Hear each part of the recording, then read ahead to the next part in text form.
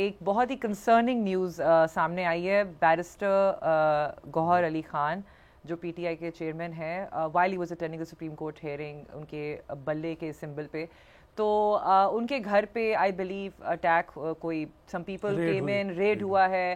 ان کے نیفیو اور بیٹے کو مارا پیٹا بھی ہے, اور ان کے الیکٹرانکس اور کچھ ڈاکیومنٹس بھی کانفسکیٹ کرنی ہے.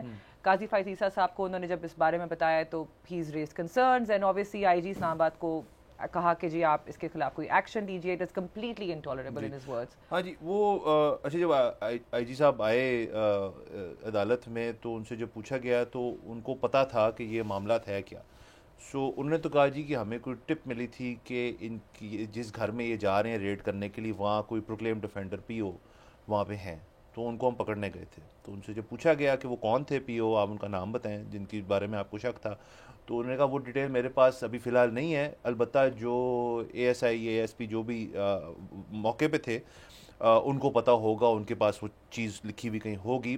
اس کے بعد انہوں نے کہا جی کہ لیکن ہم نے وہاں جا کے نہ کوئی تشدد کی ہے پولیس کی بات, نہ ہی ہم نے وہاں جا کے کچھ چیزیں لے کے گئے ہیں. البتہ جب میں پتہ چلا یہ بیرسٹر گوہر کا گھر ہے تو پولیس وہاں سے چلی گئی. اس سے بالکل برعکس جو اسٹیٹمنٹ ہے وہ ہے بیرسٹر گوہر کی, جن کی ویڈیو بھی اس کے بعد شیئر ہوئی تھی جب وہ اپنے گھر کے اندر جا کے میڈیا کو معائنہ کرا رہے تھے کہ انہوں نے دروازے بھی توڑے, انہوں نے وہ دو جو بچے تھے جن کا بیٹا اور بھانجا جیسے آپ نے کہا ان کی بھی انہوں نے دکھایا کہ ان کو مارا پیٹا ہے, اور چیزیں بھی بکھری ہوئی تھی, وہ تو نظر آ رہا تھا اس میں سے. لیکن پولیس کا یہ کہنا ہے کہ ہم نے اس قسم کی کوئی چیز نہیں کی, نمبر 1.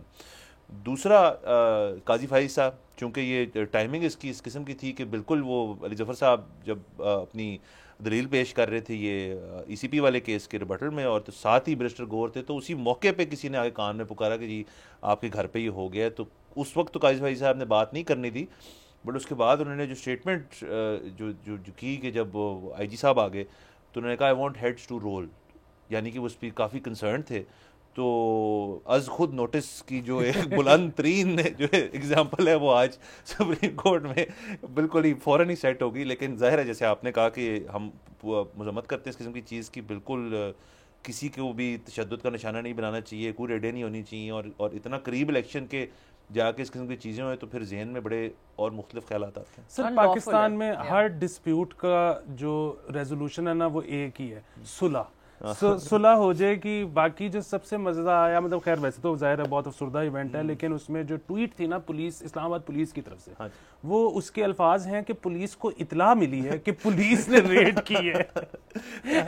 یہ ایک مزیدار چیز ہے کہ پولیس میں اتنا پھیلاؤ ہو کہ ان کو کبھی نہیں پتا ہوتا کہ ایک بازو کیا کر رہا ہے, سر کیا کہہ رہے. اچھا دوسری چیز یہ ہے کہ یہ جو سارا مسئلہ چل رہا ہے نا, اس میں کبھی اس طرح کی ہمیں رپورٹس آتی ہیں کہ جی پی ٹی آئی کے جو لائرز ہیں یہ سارے بلے کا جو مل رہا ہے سمبل نہیں مل رہا, لائرز پی ٹی آئی کے تیاری کے ساتھ نہیں آئے, ایسے لگ رہا ہے لائرز پی ٹی آئی کے جو ہیں وہ ہار جائیں گے. یہ ایک طرف یہ چل رہا ہوتا ہے, دوسری طرف یہ چل رہا ہوتا ہے کہ جی وہ پلان بی ان ایکشن ہو گیا. پلان بی کی طرف ہم نے 2 ہفتے پہلے اسی شو میں ہم نے پلان بی بتا دیا تھا کہ وہ کیا ہوتا ہے. اچھا سو بہرحال وہ ہوتا ہے کہ پلان بی عمران خان نے یا پی ٹی آئی نے ایسی ایک چال چل دی, ایک نیا وہ آ گیا.